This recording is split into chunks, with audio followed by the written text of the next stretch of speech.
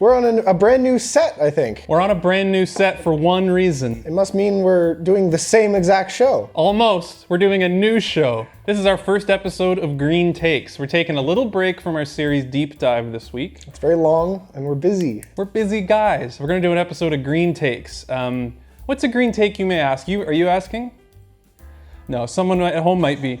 A green take, it's a lot like a hot take or a cold take. A green take is where we go to the movie theater together, we sit down, we watch a movie, then we come back here and we record our thoughts and feelings about it. So unlike Deep Dive, we're not going to do a plot synopsis. This is spoiler free. This is still in theaters. Green takes are mostly going to be focused on new releases. We know most people haven't had a chance to see it yet. So no spoilers, just a review. We'll do our scoring at the end as per usual, and that's the whole dang gambit. What did I miss? Our deep dive is like a whole 7-course meal. We cook up nice and fresh. It's got spaghetti, it's got dessert, it's got all that. This is more like we're just going out to the farmer's market, grabbing something green and fresh, hot off the grill for you. Just a nice little snack to keep your appetite wet until we get another hour-long video ready for you. It's green and fresh and also hot off the grill. That's correct. You said it. You heard it here first, folks.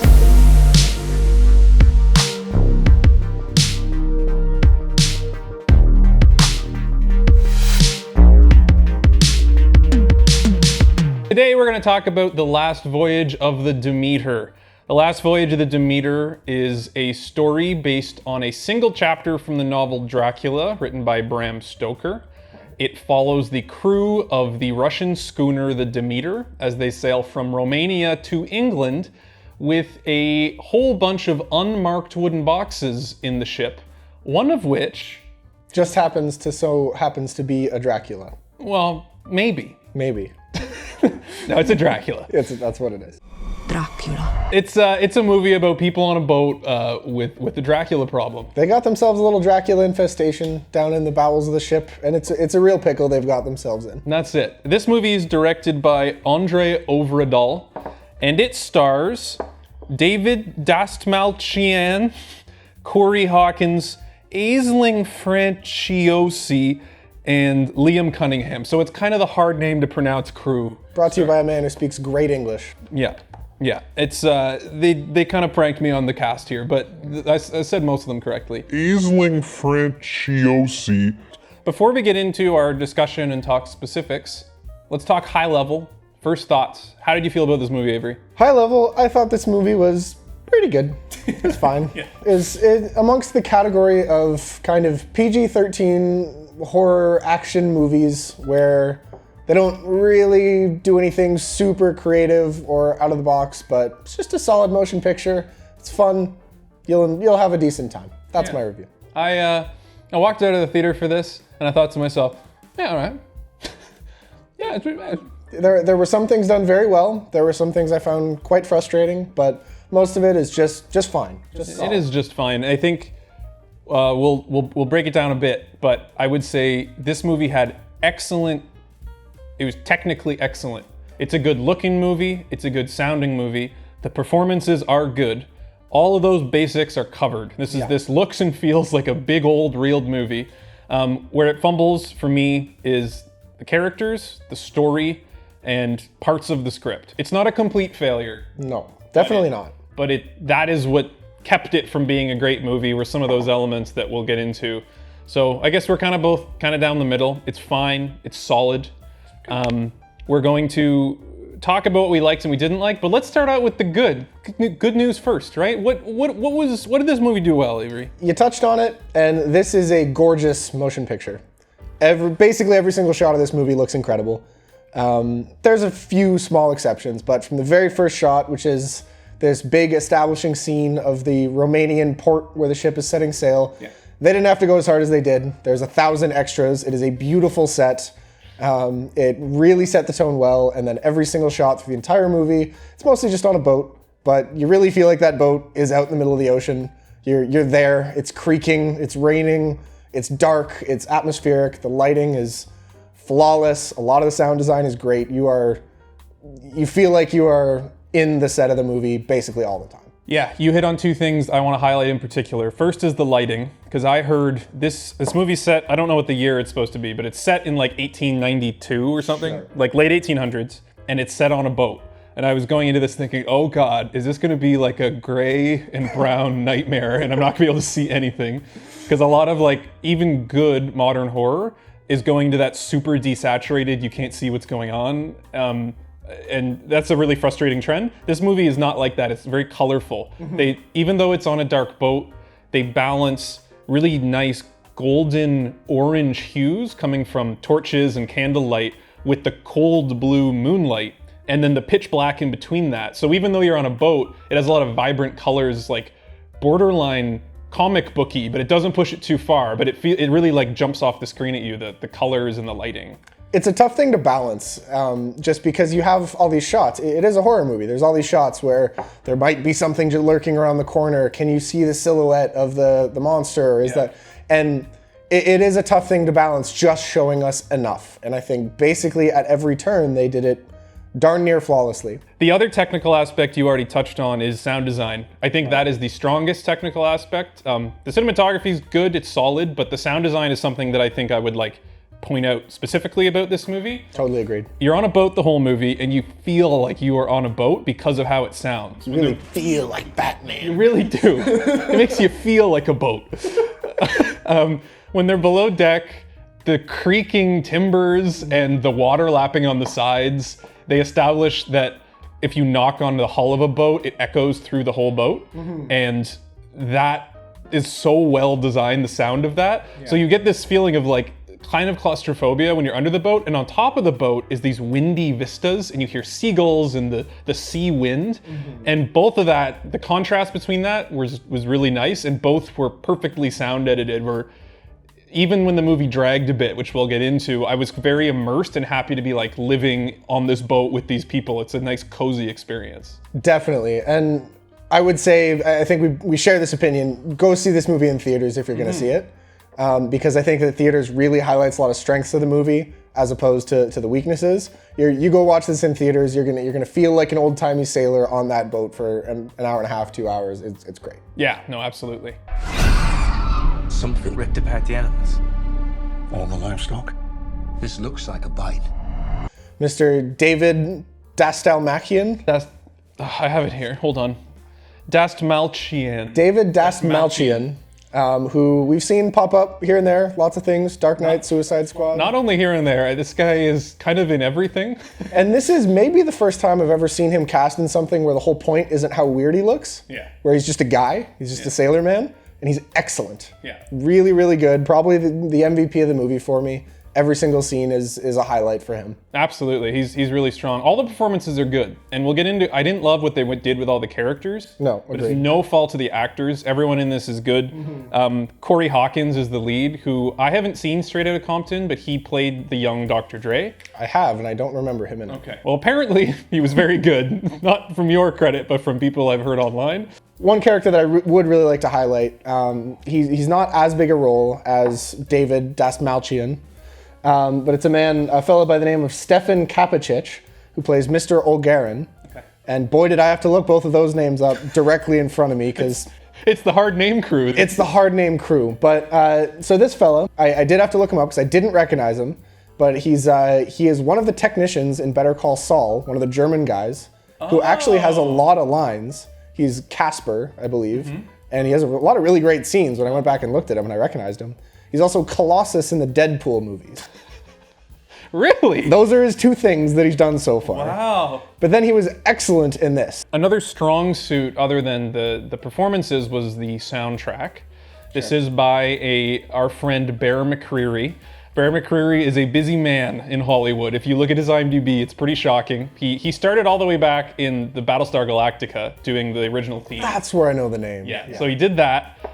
He did the Walking Dead theme. Recently, he's done like Rings of Power, Foundation, Outlander, all were him.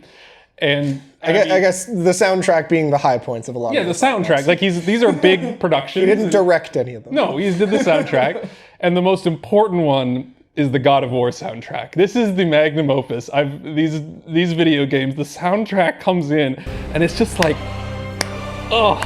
I have listened to this so many times. We cover the cameras for a minute. I get like little goosebumps thinking about that, because it's just this big uproarious. Anyways, I could talk about it forever, but Point being, this soundtrack is not as good as the God of War soundtrack, but it's very strong.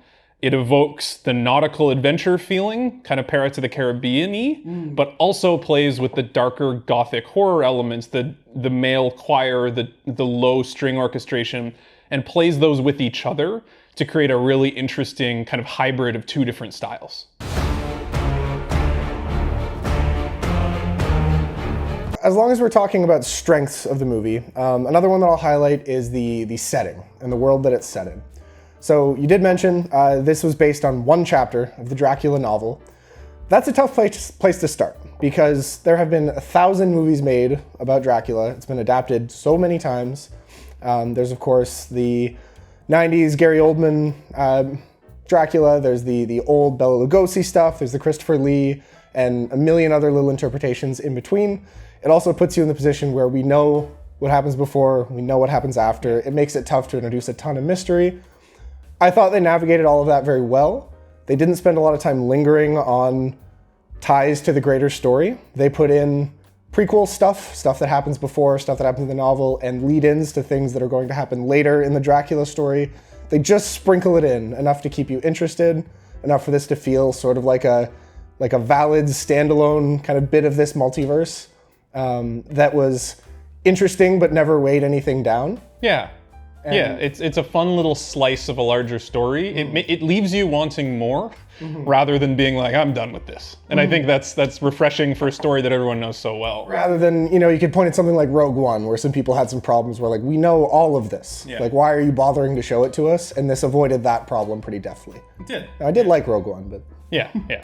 I guess before we move into the bad, a thing I need to include in the good is the scares themselves are very good. Yeah. This is not the kind of movie that's going to keep you up at night. It's not that kind of horror movie. It's a fun horror movie. It's like a fun, go with your friends. It's more in line with like a slasher. It is a slasher. It is a slasher. More in line with that than anything that's like psychological in any way. It's a good time. There's some really, really nice photography of the monster, the Dracula, just out of view, kind of in the darkness, where it's one of those shots where you're like, am I seeing that right? And right when you think you understand what you're looking at, it cuts away. They have a lot of really nice low light photography of that, which is very effective. In terms of horror, that's definitely the peak of this movie. Some of that very early, what's going on, haven't quite figured out the threat, wandering around the dark ship at night, that stuff is all great. When we get to the end, some of that starts to fall flat. Well, let's just do that. Let's jump into the bad, unless we have anything else. I think this is a nice transition point because the other half of the scares, I would say, falls a little bit into the bad category. Yeah. Which is there's a couple big jump scare moments, kind of fake out scares too, where there's the big musical sting. You've been on record that you hate this. This is my pet peeve. You need to let something be scary on its own, and when you do the camera jumps and you do that sound effect, it just feels cheap, and especially when it's a fake out that you haven't earned. Yeah. This movie largely resisted it. It didn't do it on every single jump scare. There were a lot of moments where it was allowed to be scary just on its own, but there were 3 or 4 that made me roll my eyes, where they're there to spook the 13-year-old. Yeah, and Andre Overdahl, if you're listening, you don't need to do this. You don't need to. Your movies are genuinely scary. They're spooky enough on their own without that. Maybe it's not your fault, but we need to plead. It's unnecessary. The shots of him creeping around in the corner of your eye are scarier than someone getting spooked by an animal running out of a dark corner. I wanted this to be the scariest depiction of Dracula, ideally ever, in a movie. That's at least the goal we have set ourselves. And on the topic of when the scares kind of fall apart, the monster largely looks good. We should say, the monster, it's Dracula. It's Dracula. And part of Dracula's character is that sometimes he appears as a man, and sometimes a very sexy man, sometimes a more kind of intimidating, like warrior presence. And this one, he's just a boogans. He's a monster. He's just a monster the whole time. And when he's on the edge of frame, genuinely excellent design, very creepy. There's a couple of shots of him kind of in close, and especially the couple of times when they have him talk. Yeah, there's a couple close-ups that did make me feel like I was watching the Hugh Jackman Van Helsing movie. Yeah. Some early 2000s CGI moments where I was like, you've got a guy in a costume, we've seen it, it looks great, don't do this. Don't throw up the CGI creepy smile face. It's completely unnecessary. Like centered in frame, well lit, and we're like, yeah, okay. I press square to escape PlayStation 2 cutscene. Yeah, it was out of place because they had everything at their disposal to not do that. Yeah. It just felt like an odd choice, especially from a guy. One of his prior movies was Scary Stories to Tell in the Dark. Another one is Troll Hunter, both of which have really, really excellent creature effects, especially Troll Hunter for how low budget it was, and they still look good. I haven't seen either of those, but I've seen enough clips of Scary Stories to Tell in the Dark that it's like, that movie looks way too good to be as not famous as it is. Yeah, no, like, I didn't love that movie, but all the monster design is the high point, and I almost feel like it inverted here. The monster design of Dracula is fine, but it wasn't it would have been the strong suit if they'd leaned more on the guy in the suit that they clearly had. Yeah. And just kind of dropped some of that nonsense. It's just a mix at the start, mostly great, by the end, mostly pretty bad, and through the movie, it's a nice little jumble of how effective the scares are and how scared you are of the monster. Did you see the size of that bloody thing? If we are into flaws, I'll get into probably my biggest one, is that I tend to watch movies like this as with a bit of a detective lens. It is set up like a thriller. They're on this ship. They're searching down, trying to figure out what the mystery is. This is not a script or a movie that rewards that. The details of this are sloppy enough that it bothered me. This is a movie CinemaSins would have a field day with. And it just starts to happen more and more, and that you kind of get punished for paying attention. That there's a lot of kind of threads of logic that don't make any sense, and it's just like, okay, I guess we're just going with it to set up the next part of the scene. And that frustrated me a little bit. There's no intrigue. No, there's no intrigue. Don't go into this trying to solve some. It's Dracula's on a boat eating guys. That's the movie. That's the movie. It's fun. Just take it for that. I didn't have that complaint because I didn't have those expectations. I thought it would be Dracula eating guys on a boat. I know that there was a couple of threads that I can completely understand thinking they were going to do more with that they didn't. I never thought they were going to go there, so I was spared from disappointment. That's fair But enough. it does make sense what you're saying. A disappointment that I have in this movie is the characters at large. Our leads in particular. Yeah. Were sloppily put together. I would have to say the running thread is self-importance. They wanted to make the movie bigger than it was. They wanted every single character to have an emotional arc that they achieve. And I didn't care about any of it throughout the entire movie. I think the best illustration of this is our main character, Clemens, who is played by Corey Hawkins. And it's not his fault. It's not his fault. He did well, given the script he was given. Yeah. He's playing a doctor who is the first black man to graduate as a doctor from Cambridge. He can't find work because it's 1897 and no one wants to hire a black doctor. It sounds like a very interesting story that is delivered in 4 seconds of dialogue 90 minutes in. Well, I actually disagree because I think that's a fine character motivator. I think that was interesting. The idea that he can't find work in London because of the racism of the time. So he's going around the world trying to find work as a doctor in Romania because maybe they'll take him.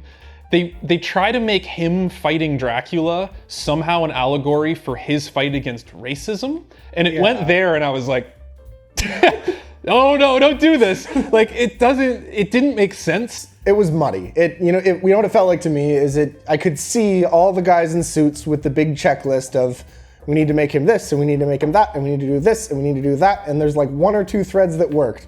But then he was like, they just throw in these lines, and it's like, yeah, he's into science, and also he was raised on a ship, and also there's just all these little threads that don't really pay off and come together very well. Well, again, the backstory thing didn't bother me, but trying to give him an emotional arc specifically tied to killing Dracula didn't line up. And if you did it for one character, maybe it would work, but this is just one example. There are like 3 or 4 characters who each have their own personal character arc tied to the killing of Dracula, and I'm like, what are we doing here? It's a slasher. Like, you can't have 6 developed characters in a slasher. You can maybe get 1. And then everyone else just kind of has to be themselves. I also think you can do it well. There's I'm sure a script out there that has all these characters have their personal conflicts echoed by the battle with Dracula. I'm not saying that script doesn't exist. This was not that script. This wasn't the script. It didn't work. Yeah. And there was constantly moments where they're like fighting Dracula, and then they stop to monologue about their lives and their personal conflict and how it relates to the moment. And I'm like, get on with it. There's like a Dracula going around. You gotta stop talking. There was a lot of that in the script of like, did you guys forget that someone got eaten an hour ago? Evil is on board. Powerful evil. I think we can illustrate where this movie kind of fails, and a movie that did it perfectly is, and try to draw that comparison would be Alien. It's obviously very similar to Alien, right? They're on a ship. There is a boogans. There's a monster that is picking them off one by one, and it's this unstoppable, overwhelming force. But they're trying to keep it interesting by continuing that. It's Alien. This is Alien on a boat, but you don't have an alien. You have a Dracula. That should be the log line. That should be on the front of the movie. Dracula. So what does Alien do well? Because we're sitting here being cranky and curmudgeonly saying, you should have done X, Y, and Z, but it's like, yeah, but that's tough. Well, Alien did it best, and it's a good model, and I'm not expecting The Last Voyage of the Demeter to chalk up to Alien, because Alien is one of my favorite movies of all time. It might be one of the best movies of all time. It's pretty much perfect, and it is a tough bar, we acknowledge, but you do have to look at it as something to strive towards. Exactly, and it's a good model for how to maybe do this a bit differently. So in Alien, they are constantly faced with moral conundrums and quandaries. The beginning of the movie, the Nostromo is going on their home voyage back to Earth, and they get a distress call. The crew has to decide, do we answer the distress call? Because that puts all of us at risk. It puts our fuel at risk, our food. Then when they actually answer the distress call and they go in, one of the crew members is contaminated by an alien. So again, they have to decide, do we leave this guy on the planet to die, which is protocol, or he's our friend, do we bring him back on board and try to save his life? Another moral quandary. And then even when he's back on the ship, they're like, do we cut the alien off his face or do we leave it? Is he already dead? Do we eject him into space? There's all these things, and every time one of those conflicts arises, all the characters respond to it as like rational professionals. Everyone has their own backgrounds, their own motivations, just like the Last Voyage of the Demeter, but it feels much more nuanced, and the way the characters react, like one of them in Alien is really just about looking out for themselves. Another one wants to follow the ship's protocol regardless. Another one wants to take the moral high road and try to save everyone. And when the characters argue, you're sitting there watching the movie and you're like, that is a pickle. Yeah. That's like I don't know what I'd do if I was there. Like, that's not a fun question to have to ask. It's like on the surface, Alien is a man versus beast or versus monster, but they use that as a framing device to create all these little moments of tension, right? Yes. Scene to scene. And Demeter, Yeah, like halfway through the Alien movie, you get the full alien, and then there's lots of tension and horror based on running away from an actual alien, obviously. But the human-centric tension in the first half is equally effective, and the Last Voyage of the Demeter basically only accomplishes half of that. Yeah. And if in Alien, when they have these problems and everyone approaches it rationally, and everyone's points they're bringing up, you're like, that does make sense. I get why they're saying that. In the Last Voyage of the Demeter, it felt more like a stage play, where here's the moral quandary, everyone raises their opinion, which is based on their belief system, and then they just cut to the next scene and a resolution has been met. There's no actual interesting conflict between the characters for most of the scenes. it's just kind of padding almost. Yeah, and it's going through the motions. This is a problem that's inherent to most slashers, right? Because most slashers, you have this completely unstoppable, overwhelming force. There's never a moment of tension of like, are they about to kill Dracula or the alien? Like, not really. Yeah. And it's tough to make that interesting for 90 minutes for 11 individual scenes or 20 individual scenes of them fighting the Dracula or the alien. And Alien gets around that by shaking it up. Every couple scenes, the conflict is now something else. And with the Demeter, there's only 2 or 3 moments where there's an interesting conflict that isn't just, is the Dracula gonna eat a guy? Yeah. And I want to give credit to the Demeter because there's one character who we've already praised, David Dastmalchian's character. He was plucked straight out of Alien. Yes. He was a character, when the conflict he created the movie was the only human conflict that I really believed that I was invested in. He was the business-like, we're gonna get the mission done. Yeah, and he 'cause played he's that not- great to create. Because he's not evil. He's just a pragmatist. He's like, here's what we need to do to get here. It also sets up early on that he is the successor, so that when the last captain retires, the boat will be his. So he has like a personal stake in this. Like, he has a professional goal. And the Dracula is a hiccup in that, and he's trying to still navigate this as like a rational person. So everyone else is like drawing parallels between Dracula and their past trauma. This guy's like, no, we got like a boat to sail. And I think if all the characters had been more like him, we might have had more interesting character conflict throughout. You dress like a learned man. University of Cambridge. I know my way around the boat. I think we can probably both agree the movie's a bit too long. Yes. Probably about 15 minutes could have been cut out of this, and all those complaints we had about character motivations, maybe if those were better, this movie wouldn't be too long. But given that neither of us cared about all those scenes pretty much, it's just created a lot of bloat in the middle of the movie. It feels like, you know, they sat down and wrote this script, and they had all these beats, they had all these 6 or 7 or 8 crewmen, and they had so many nights that they wanted to shoot. Then they got to the point of actually shooting them. They had a great couple of scenes with Mr. Olgarin. They had some great stuff at the end. And then in the middle, maybe in the editing room, they should have realized that was probably too many guys and too many nights. Yeah. Because you really get to the middle and it's, okay, we get it. There's another night where one guy gets eaten by a Dracula and it's, I don't even remember his name. I don't care. Let's just get on with it. And they start doing scenes towards the end when there's like being thinned out, and they're like, we barely have enough men for a watch. And I'm like, oh yeah, there's only like 4 of us left. And then the next scene, there's like another new guy in the back. I'm like, wait, who's that guy? Yeah. Is there like just other guys on this ship? Yeah. The devil is real. May God have mercy on us all. Will you start us off by telling us your review for The Last Voyage of the Demeter? I will. And Last Voyage of the Demeter, for me, For a critical. if I'm talking about my critical score, it's honestly not the easiest movie to score because there are some things that it does very well, some things not as well, and something that I struggle with the critical reviews is what am I comparing it to? And kind of within its genre of this PG-13 action horror, it's pretty near the top. There's not a lot of great horror that isn't, you know, hard R, very upsetting horror. And within that genre, it did pretty good. It's probably a B+ or an A- sort of if you restrict it to that. But I am gonna go lower. Overall, as a movie, I'm gonna call this a B-. And I'm gonna call it a B-. That's my ranking for a solid movie, but that just has a few more flaws than things that elevate it above the pack. Yeah. And for me, we talked about, there are a few things that do elevate it. It looks incredible. There are a lot of great performances, but you spend a lot of the movie being like, I don't care. It drags, and there's just a couple things that lower it down to a B- for me. I think that's very valid. What's your personal? And my personal score, I'm actually gonna go a little bit lower and personally give this one a C+. So for me, in my personal ranking, the difference between a B- and a C+ is a good movie with flaws versus a flawed movie with some good points. And if I'm just talking personally and my enjoyment, it is the latter. It's a flawed movie with some good parts. I don't think I'd go back to this. I don't think this is a movie I'm really gonna tell people they should go watch, like go out of my way to recommend. It's not a movie that I'm gonna rewatch or think I'd get a lot out of the second time. I mentioned and will mention that I spent a lot of this movie looking too deeply into it, and that bothered my enjoyment. And the fact that I don't like movies that seem like they're setting up some kind of mystery and just aren't. And the script is just, if you pick at the edges at all, it just kind of comes apart. And that took away from my enjoyment and is part of why I'm gonna bump this down to a flawed movie with some good points, which is a C+. All right.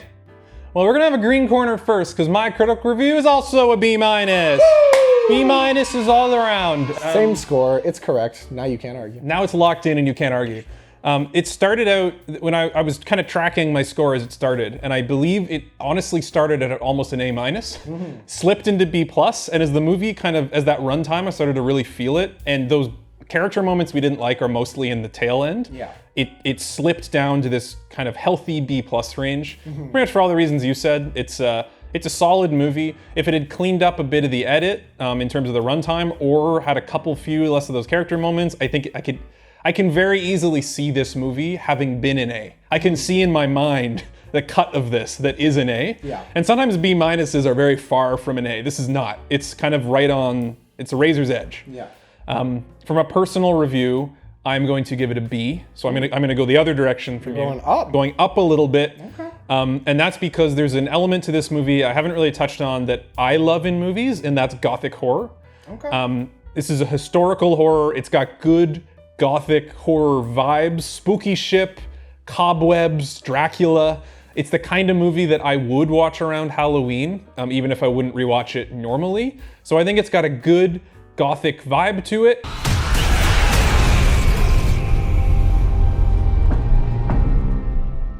Thanks so much for watching. You know, if you enjoyed this, if you like hearing us talk about movies, shoot us a like, shoot us a subscribe. You know, it helps keep these lights on, these blue lights that are behind us. So, cheers. We will be back with another deep dive next, I believe, and more content to come. Throw some comments down below what you'd like to see. If you have any thoughts, we'd love to hear from you. I wouldn't. That's fair. I'll listen. I'll listen. He'll listen. I won't tell him. Just kidding, I'll listen. Hey. You guys are great. Cheers, pal. Green takes. Green takes.